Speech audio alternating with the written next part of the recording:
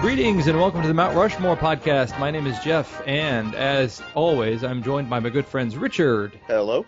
And Michael. Howdy.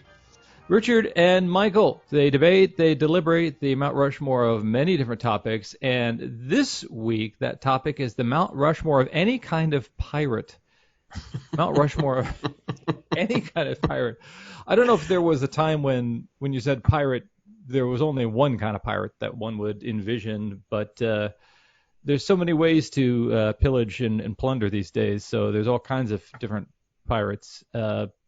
So let's talk about them. Yeah. You guys laughed. Why do you think this is a funny topic? Well, two reasons. One, just any kind of pirate. It's just like, yeah, the modifier is what really sells it. It's the modifier. And two is I can't believe, Richard, we're recording something about pirates when two of us had spent so much time as ninjas on a kickball team, and the pirates were the sworn enemy of the ninja, according to the internet circa 2001, and our kickball team circa 2005 to 2008. It fills me with an existential dread to talk about these scumbags. Well, this is your. I guess I'm not necessarily praising them. I guess we're just dishing on them. Yeah, scumbag, awful, stupid pirates. I will say that because of the brilliant social media strategy that we have, always being in concert with some other trend. This is part of Pirate Week, which is building up, of course, to International Talk Like a Pirate Day 2020, which is Saturday, September 19th. International Talk Like a Pirate Day, I guess, would support the fact that piracy is not just a domestic thing, clearly. But what does a pirate talk like in other languages? I'm curious if it's the talk like a pirate. Maybe we can find some examples online, or if you out there are a pirate for listening from another country. Yeah, let us dial in and let us know. Yeah, dial in and let us know. I never thought. I mean, I guess, I don't know if I'm stepping on anyone's picks, and I don't think I am, but like Vikings were a type of pirate, I would assume, or there would be some. It was like there's some sort of Viking pirate. So, just imagine the Swedish chef, but like, trying to load cannonballs. that's my assumption. I think it would go something. Put the cannonball in the food. It's just, that's a pirate. Okay, Richard, why don't you go first? Michael, did you say this fills you with dread? Is that what you said? Yeah, I don't know. Dread.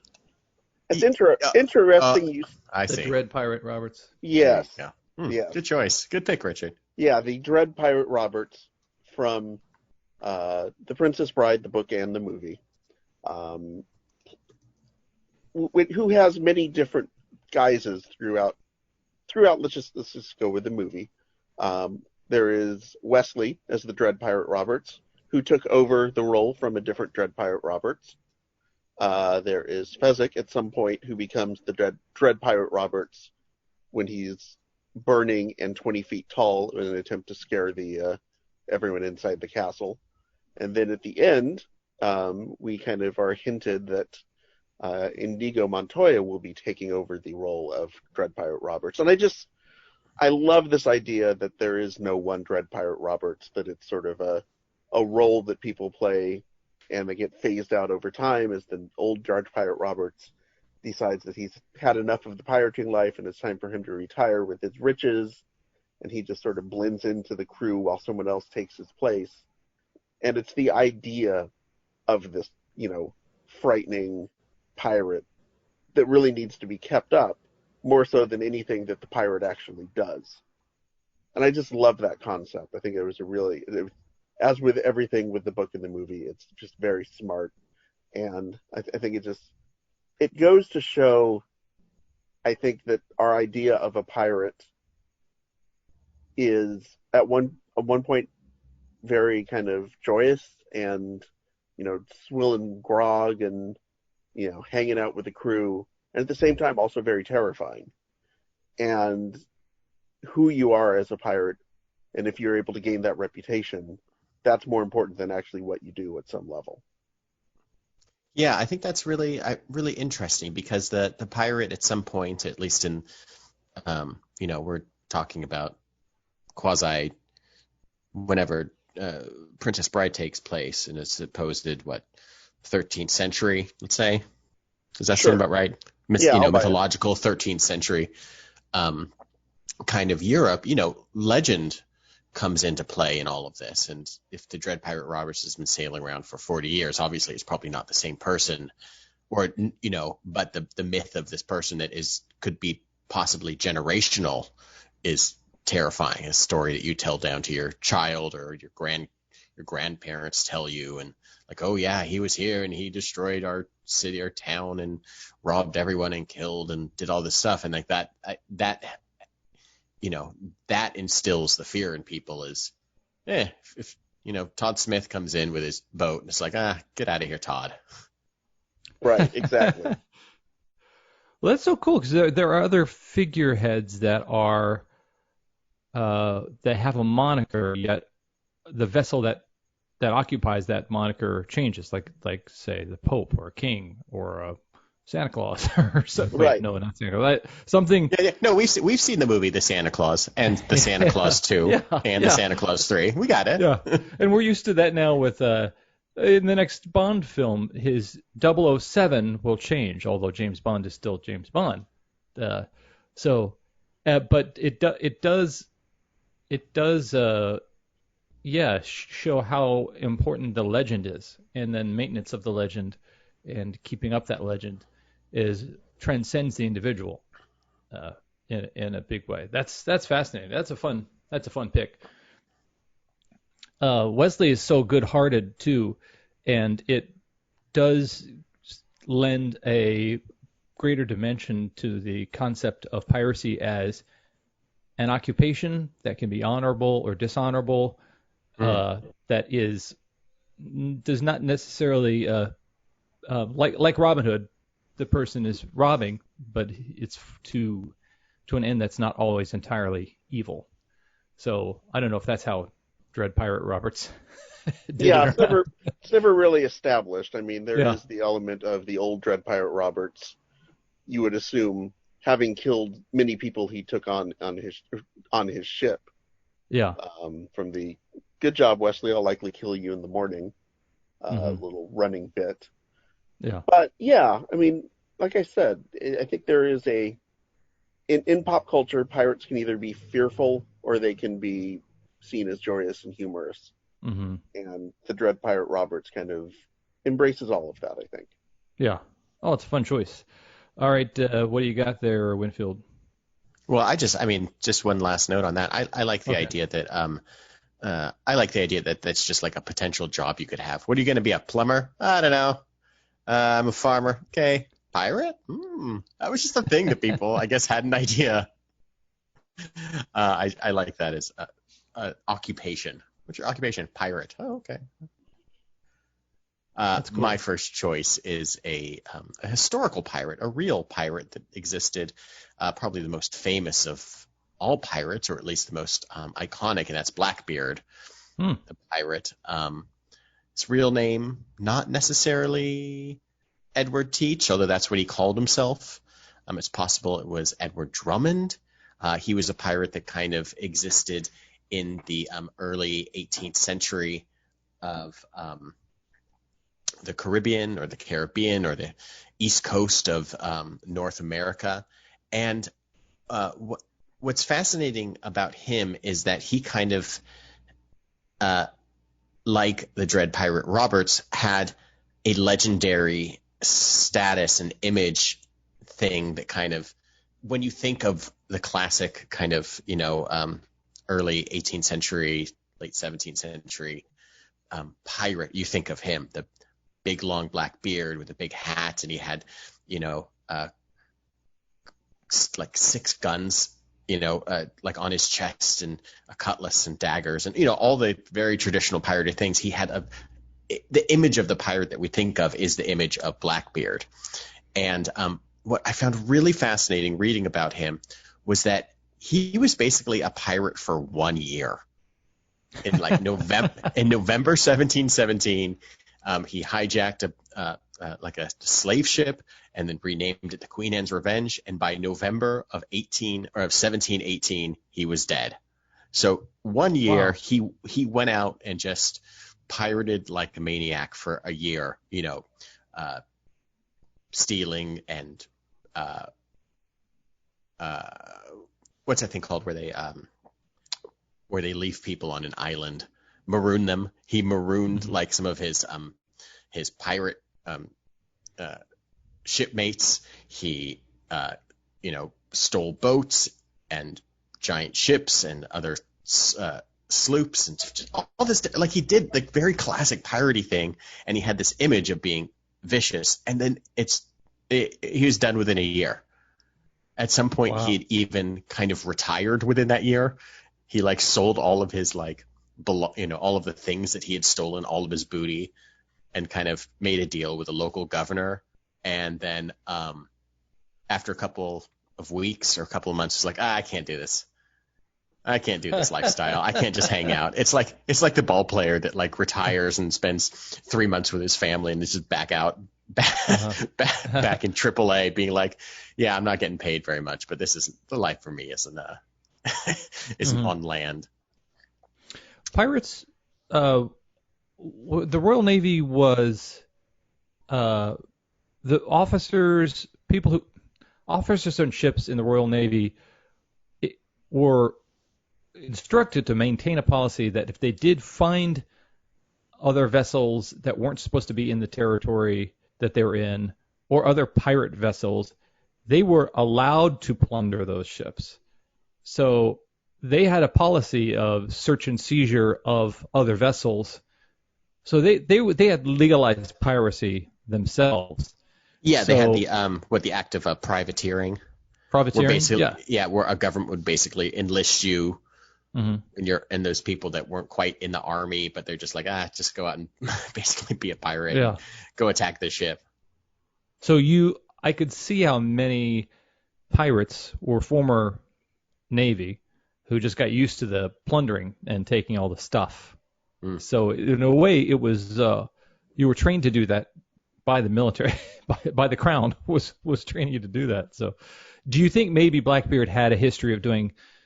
Maybe he was 1 year a pirate, but was he ever part of the Royal Navy or anything like that? Reading a little bit of his history, he was like a sailor and a privateer, all of this. So that probably led to him being like, well, I can just do it myself. I don't need to be government sanctioned. I'm just gonna, if I'm already doing it, then I might as well. Yeah. Well, I'll just do it myself. Yeah. Cool. He's an entrepreneur, really. A seafaring. His LinkedIn would be hydrogen-based entrepreneur. Well, in the gig economy, you got to just do whatever it takes. CEO at self-employed. Yeah. So that's cool. So he's in a way kind of this prototypical. When we think of the pirate, the image that we have of a pirate, many of it was fashioned after this guy only did the gig for a year. Yeah, so that's what was super fascinating. That's it's wild. Just like, yeah, burn bright, and there you go. Manfredi. All right, my second one. I just didn't think that we could possibly talk about pirates without talking about Captain James Hook. Nice. Also on my list. Also on your list. Okay, Nice. just felt like it's so iconic that it had to be on there. Obviously from the play, later book, later movie, later kids TV show, later clothing line, later everything else. Fragrance. Peter Pan related that has come out over the last 100 years. Captain Hook is, I think, more along the lines of the he's the prototypical kind of dastardly villainous pirate character. He literally has a mustache that he can twirl. And look, I just love the idea that his arch nemesis is a crocodile. Yeah. That he can't kill. Because crocodiles really aren't that hard to kill, I would think. If you have a crew You have a boat. You've got, all these weapons at your disposal. I would think you should be able to capture and kill a crocodile. That's When just you're so, that's just but me. listen, that's like saying that to the person that is afraid of going to, the doctor. Like, just go to the doctor. It's fine. But if you're deathly afraid, there's no way that you're like, everything becomes an obstacle. And if there's a crocodile that is gunning for your other hand, then that seems like an impossible task to me, Yeah, I also love the fact that the Captain Hook was played by Dustin Hoffman, making him the most Jewish of all pirates. Go ahead. Were he to have a different prosthetic, would he have been Captain Dentures or Captain Peg? Do we think that Captain Stump, if he didn't have one at all? Captain Stump? Yeah. Michael, why was he on your list? What I liked about him is that his portrayal has been so varied. From the early adaptions of him, and like from the original story, he was more kind of elegant and vicious. He was very proper. He was not quite foppish, but he was someone that played by some certain sense of rules, which is why that like Peter Pan always kind of represents this, or is literally this young kid that is tormenting him because he won't play, he won't follow the rules. And Pan is just like, well, what do you want me to do? I'm a kid. I'm going to fly around. I'll cut off your hand and throw it to the crocodile and kick you in the back. And what does that mean to me, being proper? And I like that in the Disney version, they turn him into this huge coward.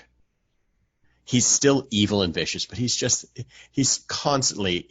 a huge coward. And there's nothing more delicious than seeing somebody that is just evil and just also terrified. Mm-hmm. But the proper thing, I think, is what stood out to me the most, is that he's like this gentleman pirate versus being like, a dirty, crusty Caribbean type pirate that's, that has never washed in his life. I like that there is an elegance to him that is more kind of befit of just like a classic sea captain rather than a vicious pirate. Mm-hmm. It seems like the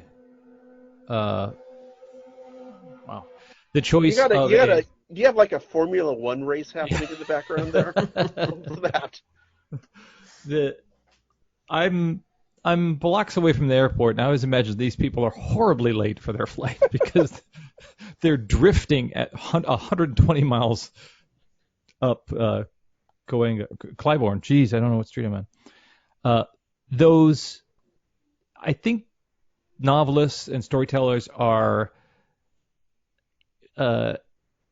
fascinated with honor among thieves, with the idea that just because I'm a murderous, villainous, horrible criminal doesn't mean that I don't have some code by which I live, and some that we do have some actually bone china on this ship, and I would like to sit down and have tea every day around noon because I am cultured. I'm not complete swine, and Captain Hook definitely does. And I would say also that Dustin Hoffman portrayal shows a tremendous admiration for good form and good show when he sees it.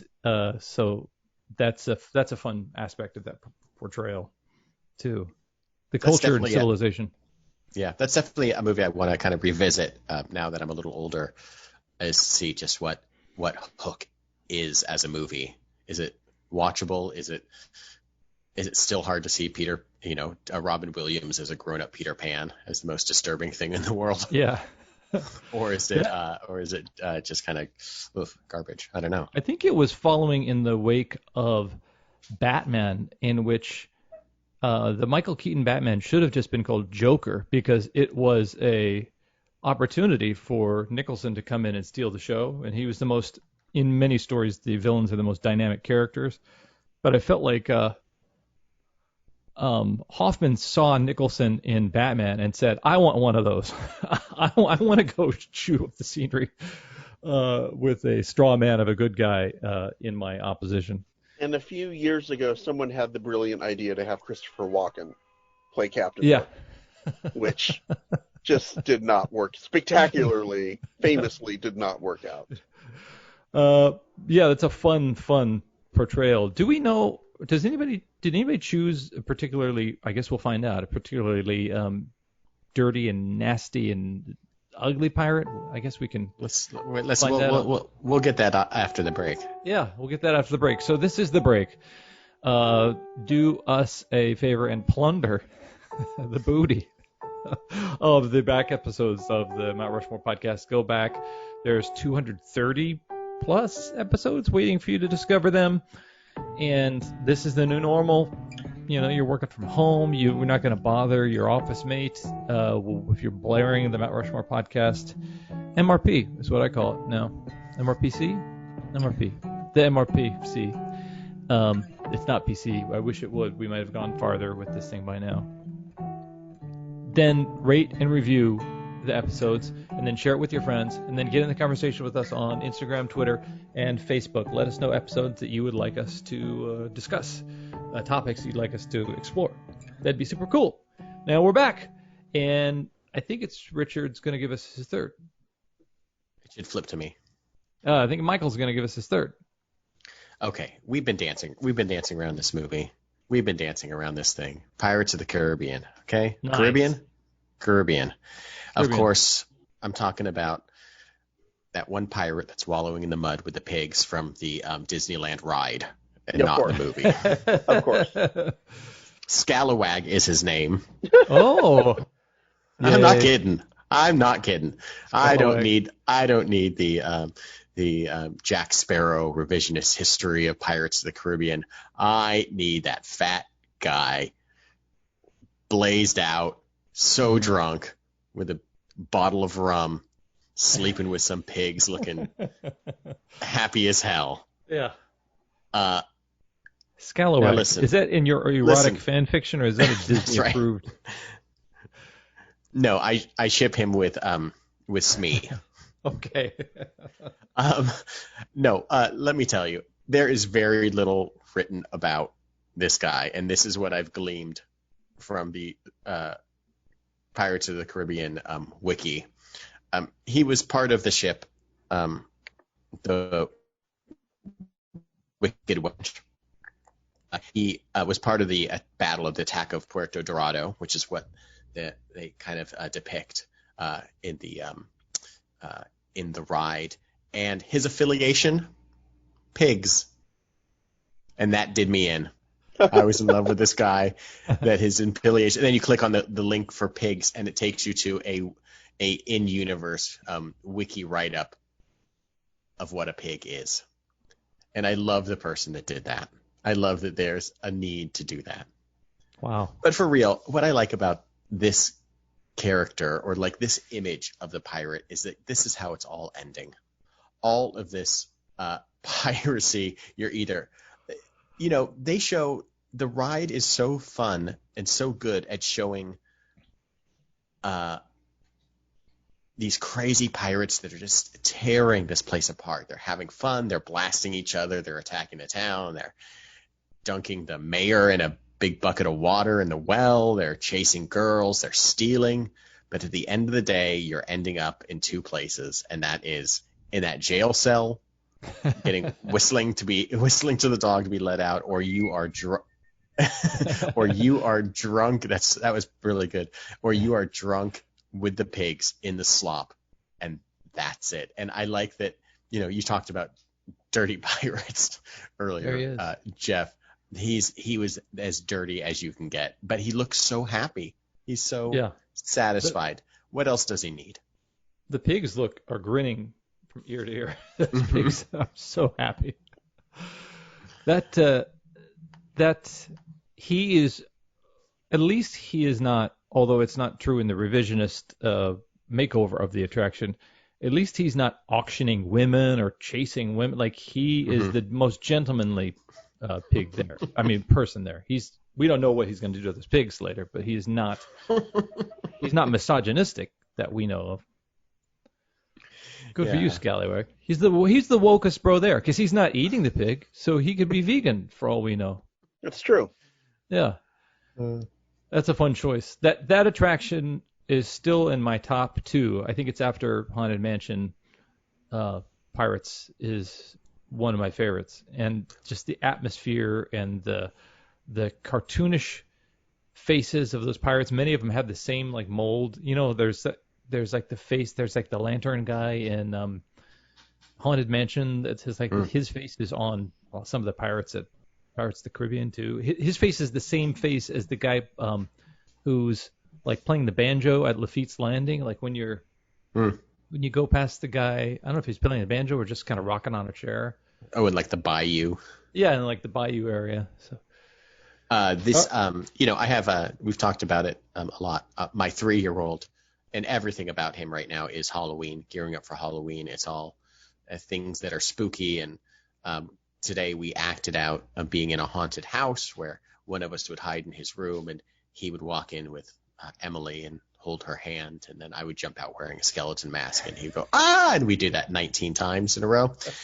And then we built like a little haunted house out of like, Mega Blocks and had his characters go in there. But Emily and I were just kind of giving each other these looks and just kind of talking on the side, being like, I can't imagine what it's going to be like for this kid for the first time to see the Haunted Mansion and to see Pirates of the Caribbean as just this experience that he's going, I've personally ridden both rides 50 times. I don't know how many times, in my life.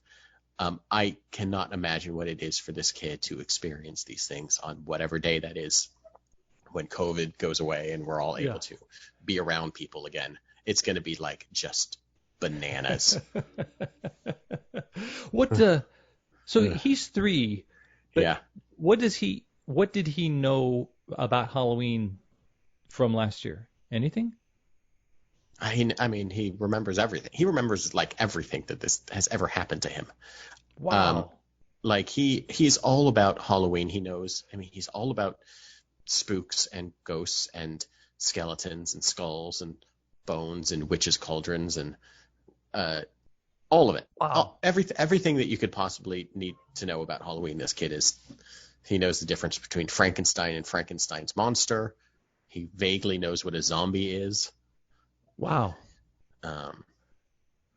So it's going to be a real fucking letdown in a month and a half when it's like, oh yeah, by the way, you can't go trick or treating. Sorry, we have to figure that one out. I feel for Scalawag because Thank you for bringing it back on topic. He hasn't. Yes, he is in the mud with these pigs, and he is very happily doing that in his intoxication. But do you? Oh, think... this feels like an Oscar Wilde quote. Hold on. Do you think in the org chart of the ship that when he sobers up on Monday and goes back on the ship and they all get back on the ship, what's he going to be doing? Is he going to be polishing cannonballs or like cleaning out the bilge or like this guy is like probably doing intern shit. Yeah. And he's been a pirate more than Ralph, more than Scalawag. Yeah. Yeah. Well, he's probably, What's he escaping from in that bottle? Like what's? Oh, yeah, he's down in the bilge. I don't even know where the bilge is, but it sounds awful. Yeah. Gotta look up bilge. Gotta look up bilge. Okay, Manfredi. All right, my third choice is Brad Hamilton from Fast Times at Ridgemont High as the employee of Captain Hook's Fish and Chips. Oh, that's fun. It's because this sort of sums up, I think, anyone who has ever worked a fast food or service type job in high school and had to deal with the embarrassment of wearing a uniform or just feeling uncomfortable because whether it's friends or in his case, the very attractive older lady that he has to encounter, it's just a humiliating outfit to be in. Yeah. And I love that they couldn't come out and say this is Long John Silver's. Mm-hmm. so they had to kind of work around it a little bit. But it's clearly Long John Silver's, and I remember, and I believe we have talked about my love of Long John Silver's, even though I know it's terrible, in a Oh, previous episode. I believe we did. I grew up, anytime we got a chance to go into the big city like Visalia or Fresno, uh, invariably we wound up at a Long John Silver's. And even wow. this was back in probably the early to mid '80s, and they all had to wear kind of piratey looking costumes. Mm-hmm.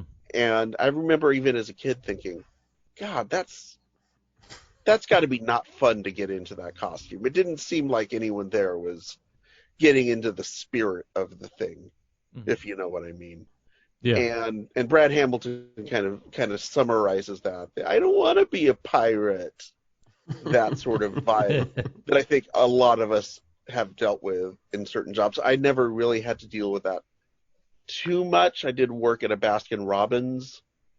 So from time to time, you'd have friends come in and you'd have to scoop ice cream for them, which is a little awkward, but not as bad as being a pirate. Mm-hmm. Yeah, just that handing out that little Coke spoon of chocolate mint is not so humiliating as dressing up like a pirate. Exactly. Yeah, that film certainly captured a lot of the dimension of people going through the transition between youth and adulthood and that awkward job, and Hamilton, being a manager and having to get shit on, be responsible no matter what. Yeah, that was some of the fun stuff that film captured. In a way, I wonder what Blackbeard would say were he to be able to spirit himself into that restaurant and walk around and look at the sorry state of these pirates that have chosen this. He would make them walk the plank into a vat of like vinegar oil. or vinegar. Yeah. So nobody so far has chosen any kind of like software pirate or. Hold on. Okay. Oh, okay. Believe you're getting ahead of yourself there. Jeff. Okay. Okay. All right. Jeff, I think Jeff, we're on the same wavelength. You had alluded to a dirty pirate, minutes ago, and now you're alluding to maybe some sort of cyber Lay it on pirate me. or something. Lay it on well, me. of course, all of us as pirates in the early 2000s using Napster to download our favorite crappy songs that we already own on a CD someplace else. Hey, Ben Affleck told me not to do that, so I didn't do it.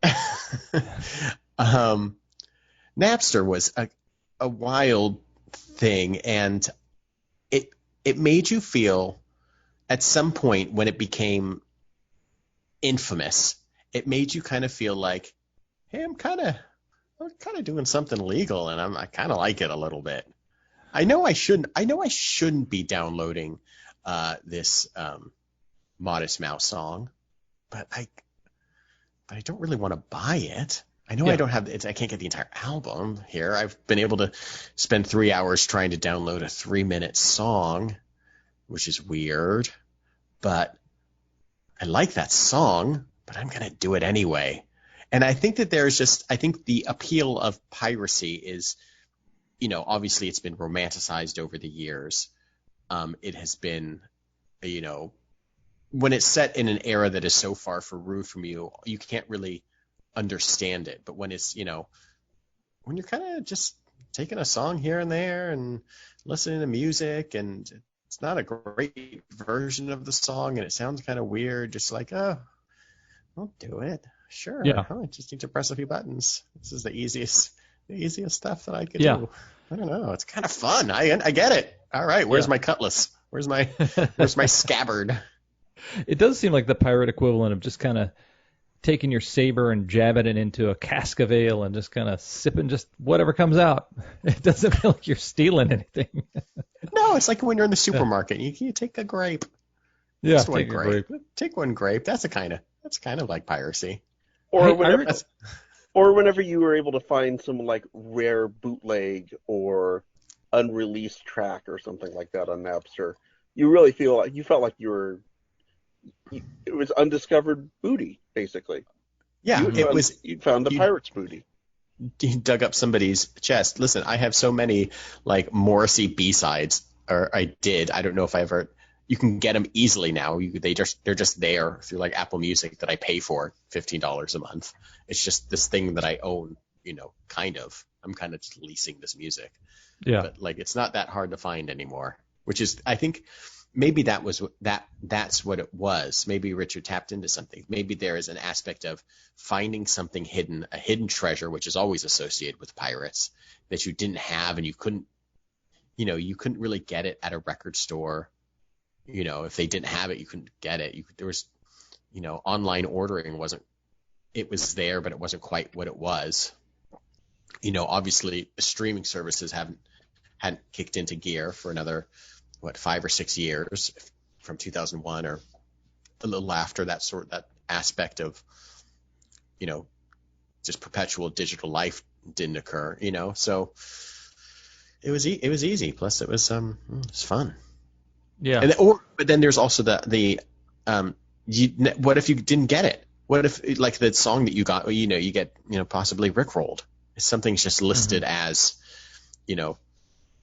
Morrissey's striptease with a difference, and then it's like, oh, here's another version of Take On Me that I don't need. I found that the things that would peeve me, I wasn't around for I was a bit older than you guys, so I wasn't in college then. I think that was mostly in college campuses, but I was around for LimeWire and a few other things, and I would find my attitude, it's kind of like the way people are with apps now. Like, you want me to pay 99 cents for this app? Oh my gosh, it better be great. I remember being peeved that some idiot labeled Dancing in the Moonlight by Van Morrison versus King Harvest. Like, who are these idiots out here mislabeling the free music that I got? Or, well, sure, I want to download this music from in this peer-to-peer platform from all these people out there, but I don't want to leave my computer open to being uploaded from. I'm going to turn off the thing that says you can pull files off I don't want people poking around my Mac. The dishonor that I had, or the fact that yes, I was dwelling among thieves, but they were all a little bit scruffier and more unkempt and unwashed than I hoped they would be. Okay, Manfredi, I think it's up to you. All right, so my last choice, perhaps the most infamous pirate of them all. That would be the Pirate Parrot, the Pittsburgh Pirate mascot. Oh, very good. And infamous for his role in the 1985 Pittsburgh drug trials. Whoa. Where the person who portrayed the Pittsburgh Parrot, named Kevin Koch, I can't make that up, his name is Kevin Koch, was indicted and eventually rolled over on his buddies for being part of a drug ring that was involved with selling drugs to members of the Pittsburgh Pirates, along with other members of the National League. Wow. And this wound up becoming a huge baseball scandal in the mid-'80s. It wound up, like, Keith Hernandez was involved in it. He was caught up in it. Tim Raines was another one. But essentially, Kevin Koch was the intermediary between his friend who was a drug dealer and the players on the team who wanted to get a little bump before the games. And there are rumors that he actually hid the cocaine in the head, the big giant parrot head. Now, those aren't confirmed, so I don't know if that's actually true or if that's just fanciful. But I just love this idea that this guy has got like a speed ball like in his pocket while he's out there cavorting with the kids and doing like silly mascot things. I just love it. I think it's great. I think the only disappointing thing about Pirate Parrot is that his name is Pirate Parrot, and he doesn't have like another more clever name. It's like he just showed up and they're like, his name is Pirate Parrot. Okay. Well, was he ever like the Pepsi Pirate Parrot or like the Perrier Pirate Parrot or something like that? Some sort of sponsorship deal. Sponsor, yeah. Oh. I at first I thought you were going that you said there was a ring and it was, I assumed it was all amongst Major League Baseball mascots only. Like oh, that would have been actually better if the Philly Fanatic, because the Philly, the San Diego Chicken, the Philly Fanatic can hoover up some cocaine in that schnoz of his. But no, he was the middleman with the players and the drug dealer, one of the main drug dealers in Pittsburgh, which is sort of a weird honorific to have, but there you are. And it really exposed the fact that Keith Hernandez during the trial estimated that 40% of Major League Baseball players were using cocaine. He later backtracked on that and said he may have been grossly overstating that. But Tim Raines also of the Montreal Expos, admitted to keeping a gram of cocaine in his back pocket while he played, and that's why he always slid head first, because he didn't want to break the vial that the cocaine was in his back pocket. And I love the idea that this parrot rolled over. Yeah. He did. When this all came Parrot down, talked. that parrot talked, man. He squawked. What current Disney Channel star do we think is going to do the dramatic turn as Mr. Coke, in this Netflix miniseries? That's what I want to know. When the gritty Narcos-like miniseries hits Netflix or HBO Max, who do we see playing this character? Like, it might be one of the Riverdale kids. I don't know. Yeah, I can see like a Zac Efron or maybe it's a Wilmer Valderrama or somebody like that taking on the. Yeah, I can see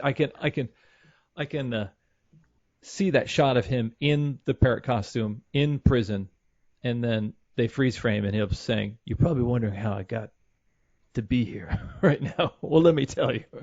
How did this bird get in a cage? How did this bird get in a cage?" I love it. Okay, guys. So nobody chose The Hook by Stephen Malkmus.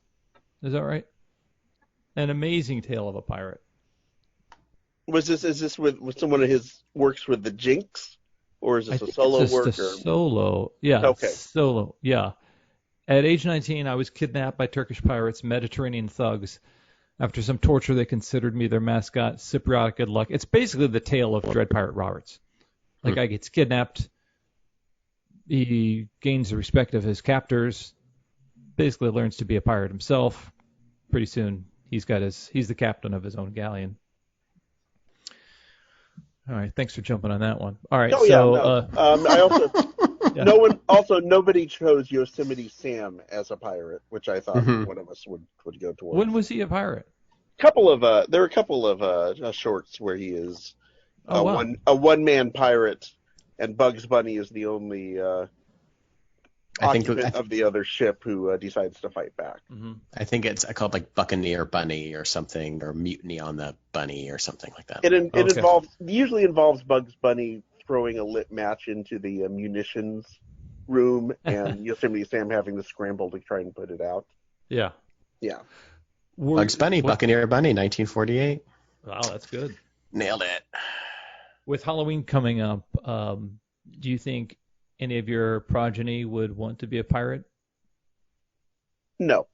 No, okay. Felix has said most recently that he wants to be a Dracula. Oh, sweet. So who knows? I mean, who knows? It's going to change 5 more times. Yeah. Our kids have decided that if there was a Halloween, they would want to be characters from the HBO series Avenue 5. Don't even know that one. Oh, that's the one with Hugh Laurie as the captain of the... this cruise ship. Oh, yeah, awesome. The cruise ship, the intergalactic cruise ship, yeah. Yeah.